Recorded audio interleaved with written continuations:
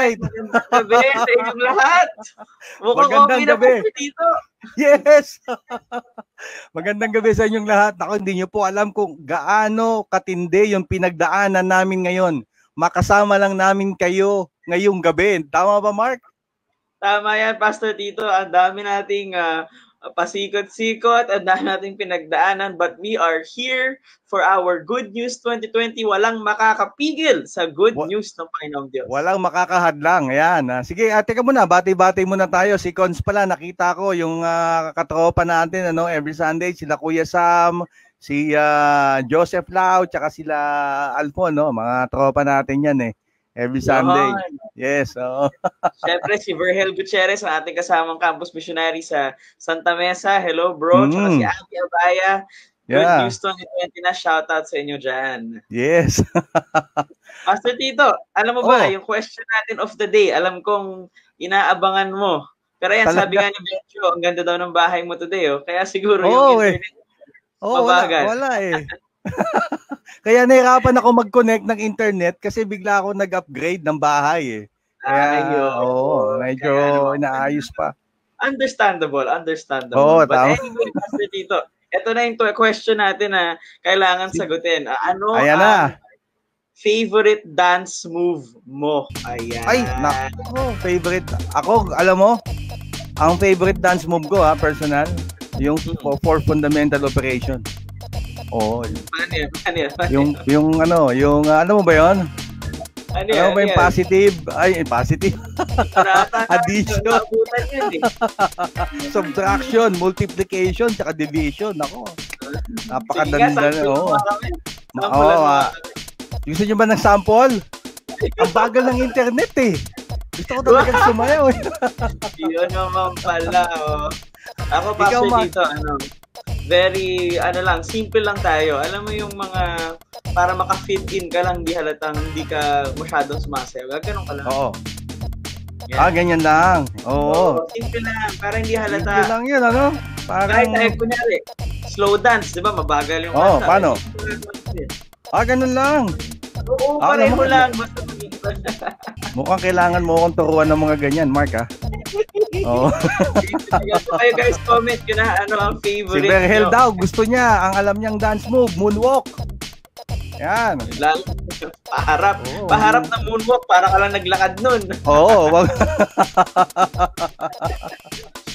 Sige pa. Ito si Con, strat daw. Ay, nako, mga 80s ata yung strat na yan, Alam mo yung mga strat?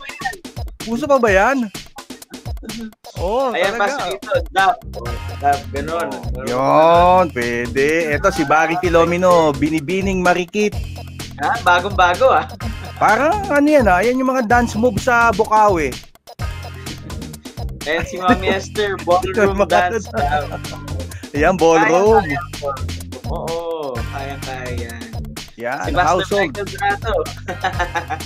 Household daw, church dance moves. Wow. Yan.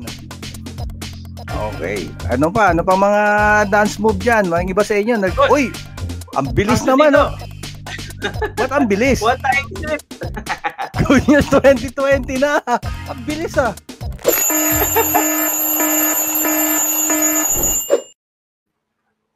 Ang bilis, bago na time zone namin dito, alam ko nasa ibang bansa ka So bago na yung time zone, mas mabilis yung oras. Kaya.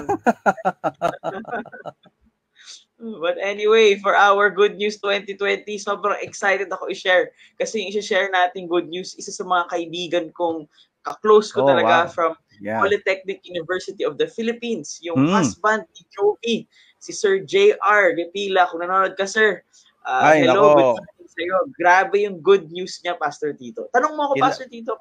Kilala ko din niya. Kilala ko yan si JR. Oo, isa yan sa mga naka-jackpot. Yo. Tanong mo ako, Pastor Tito, kung anong good news bang niya. Meron dyan kay Sir JR, no? Ano bang good news meron siya? Yun. Si Sir JR, Pastor Tito, mahilig siya kasing very intellectual siya, matalino. Pero ang na-appreciate ko sa kanya, magaling siyang mag-risk, kumbaga. Alam mo yung kalkulado niya kung anong mangyayari. So kahit na kami minsan kinakabahan kami, hindi kami sure, sabihin niya lang lagi sa akin, Tol, by faith yan, kakayanin natin yan. So pray kami and he would believe and he would step out in faith. At lahat kami sa buong team, na-challenge talaga kami. Whether it be pag-preach ng gospel sa estudyante or pag-ask ng favor sa admin sa PUP, talagang by faith kaming nakita namin. But yung good news na story niya during the quarantine season, yung parents po kasi niya, matagal niya nang ini-invite sa ating mga worship services. So naka-attend na daw sila dati sa Victory Novaliches kasi taga doon sila. Kaso nga lang, hindi nila masyadong napatuloy yung pag-a-attend. Pero during this quarantine season, Pastor Tito, kakasend niya ng link ng ating worship services every Sunday. Akalain mo yun, yung buong family niya na sinesendan niya ng links, nakaka-attend na sa ating worship service regularly. Regularly. So sobrang nakaka-encourage. Pero hindi lang doon nagtatapos ang good news niya. Meron pang patuloy yun. Yung kapatid niya, matagal niya na rin pinag-prayan at pinag-reach outan. Siyempre, kinakabahan siya, hindi siya sigurado kung anong mangyayari. Siyempre, may risk nga involved eh. Pero dahil yung faith niya kay God, sabi niya, Lord, alam ko pati yung kapatid ko ma-reach out. So eventually, nakakapanood yung family nila ng ating mga worship services. Yung kapatid niya nagtanong sa kanya kung anong maganda daw na version ng Bible ang bilhin kasi gusto niya nang matutong magbasa ng Bible. So sobrang miracle yung Pastor Tito. Ngayon, bago sila matulog, nagsisendan pa sila ng mga favorite verses nila of the day. So totoo nga, when we have faith in the Lord, grabe lang talagang ginagawa nila sa grabe. Alam mo, ibang klaseng ginawa ng Lord sa buhay ng pamilya ni JR, ano? Kasi ang tagal mong pinag-pray, ang tagal mong niyayaya sa physical service na meron tayo, hindi pumupunta. Nung nagkaroon pa ng online service, doon pa nila. Minsan talaga, hindi mo basta-basta malalaman yung mga plano ni Lord sa buhay natin until makita na lang natin kung paano siya kumilos at gumawa sa buhay natin. Kaya yung mga matagal nating pinagpipray, yung matagal nating hinihintay, yung matagal nating inaasahan, pag alam natin na yung bagay na yun inaasahan natin na ayon sa kalooban ng Panginoon, one day, darating at darating yung sagot. Darating at darating yung bagay. Darating at darating yung sitwasyon na yun. Kahit gaano pa katagal. Mayroong isang istorya sa Bible, Mike, no, na ang tagal niya nang may sakit. Ang tagal niya nang naghihirap dun sa sakit niya for 12 years. And then all of a sudden, she was able to receive her miracle and healing. Alam niyo po ngayong gabi, what we are going to expect from the Lord is, once again, alalahanin natin yung matagal na nating pinagpipray. Alalahanin natin yung matagal na nating dinudulog kay Lord. And tonight, by faith, we are going to pray and we are going to claim that you will be able to receive that. You will be able to experience that. That was the story of a woman who was bleeding for 12 years. In Mark 5:24-34, it says, a large crowd followed and pressed around him. And a woman was there who had been subject to bleeding for 12 years. She had suffered a great deal under the care of many doctors and had spent all she had, yet instead of getting better, she grew worse. When she heard about Jesus, she came up behind him in the crowd and touched his cloak, because she thought, if I just touch his clothes, I will be healed. And immediately her bleeding stopped, and she felt in her body that she was freed from her suffering. At once, Jesus realized that that power had gone out from him, and then he turned around in the crowd and asked, who touched my clothes? You see the people crowding against you, his disciples answered. And yet you can ask, who touched me? But Jesus kept looking around to see who had done it. Then the woman, knowing what had happened to her, came and fell at his feet, and trembling with fear told him the whole truth. And he said to her, daughter, your faith has healed you. Go in peace and be freed from your suffering. Now, doon sa story, nung babae na yun, na alam ko, marahil sa atin, halos alam na yung story na yun, that sick woman was suffering. She was suffering physically. Actually, she had this uterine hemorrhage or bleeding that cannot be stopped. She was suffering financially. She was bankrupt. She was suffering emotionally, rejected socially because of her uncleanness. She was suffering mentally because of the constant disappointments for 12 years, hopeless sa situation niya na wala pang kagalingan. She was even suffering spiritually because no fellowship in the temple or synagogue para sa kanya. No? She cannot enter the temple. She cannot worship the Lord. And her only hope is to receive her miracle. For her to receive her miracle is to get closer to Jesus and touch him. But again, there's another problem. A large crowd, the Bible says, followed and pressed around Jesus. You know, this could be the issue of this woman. The issue was the fear of rejection. Pwede niyang isipin na paano kung hindi sa tanggapin ng Panginoon.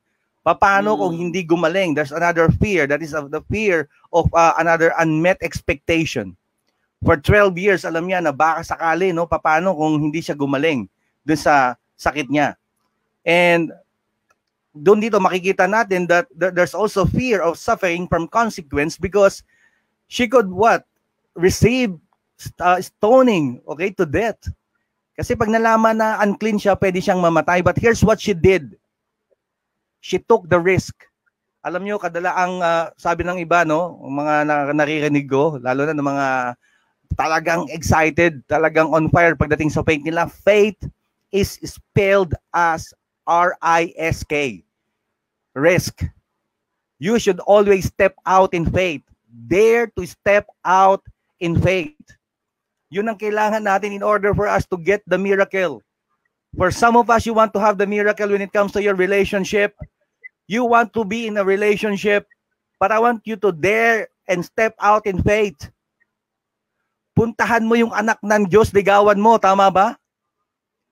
Kung gusto mo mag-asawa na, kung may girlfriend ka, boyfriend ka, step out in faith, mag-propose ka. You want to have your own car, get your own driver's license. Gusto mo magkaroon ng trabaho, maghanap ka ng work. Ganun lang kasimple yun. Gusto mong mag-grow sa relationship mo kay Lord, you've been praying for you to experience spiritual growth and breakthrough. Hindi dapat hindi ka lang puro TikTok, di ba? Tsaka puro Netflix. Kailangan basahin mo yung Bible. Kailangan mong ng personal na relasyon sa Panginoon. Now here's what happened to that woman.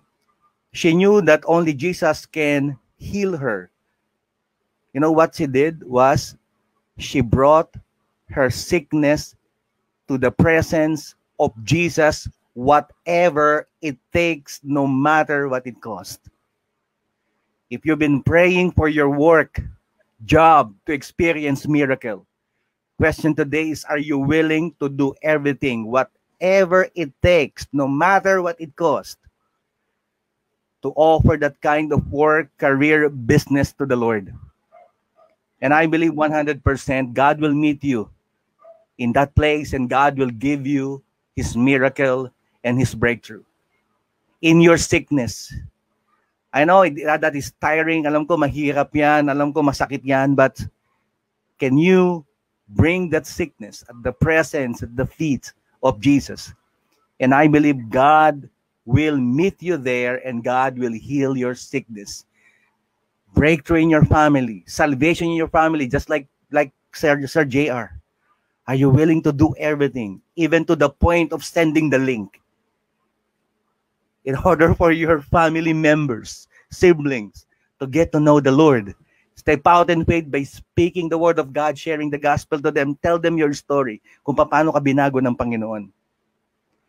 If you want miracle from the Lord, how much more our God, our Lord? And all we need to do is to come to Him and say to Him, Lord, I offer this to you. I will bring this to you. And I believe I'm going to receive your power. But most importantly, I will meet you and experience your presence. You're going to have your breakthrough tonight. You're going to receive your miracle tonight. Because God will meet you personally in your life. Yeah. That's amazing, Pastor Tito.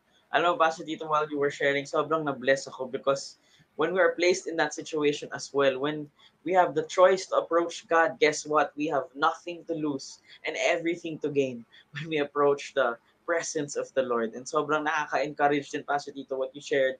And even yung pinag-usapan natin about kay Sir JR. Truly, lahat tayong nakikinig today, we are excited to take that step of faith, to move in faith, not just in what we think or how we feel, but also in what God has promised in our lives. Amen. Amen. Alright. So, Pastor Tito, habang nasa abroad ka, pag-prayan naman natin yung mga nanonood sa atin dito ngayon. And I'm excited para sa bawat isa sa atin na tanggapin ang kapangyarihan ng Panginoon, ang himala ng Panginoon sa buhay ng bawat isa sa atin. Mark, I would like to ask you to please pray for us right now. Sure.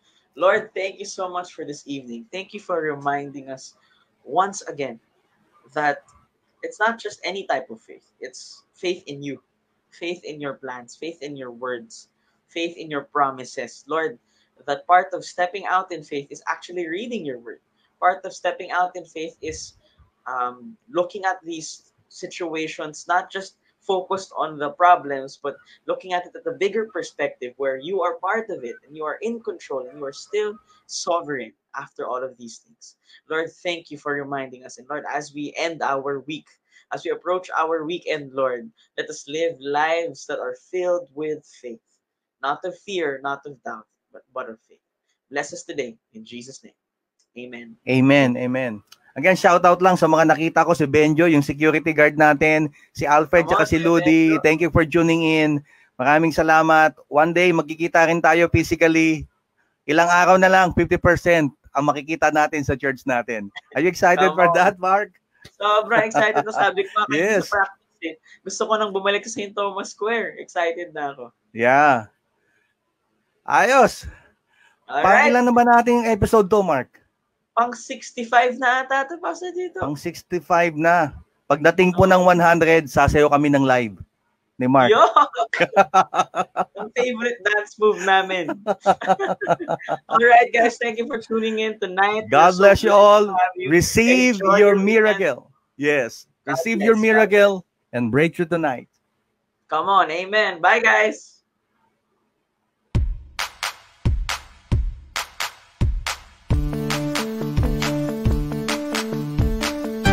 Tao ba to? Uy. Tao? Bagay. Bagay yan. Bagay kayo. Hindi lang, Pastor Tito. Ikaw naman, Rod. Tao, hindi? Oo. Hindi. Bagay. Lugar. Lugar. Pinupuntahan natin. Oo, pinupuntahan natin yan. Pinupuntahan ng lahat. Sa Manila. Oo, Manila yan, Manila. Manila City Hall. Malayo-layo sa Manila City Hall yan. Alam ko na. Ano na yan? Ay, malapit sa D-Cream yan. St. Thomas Square. Nadali mo. Grabe, oh. Ang galing mo naman, Mark. Paano mo nagawa yun? Sumisilip ako.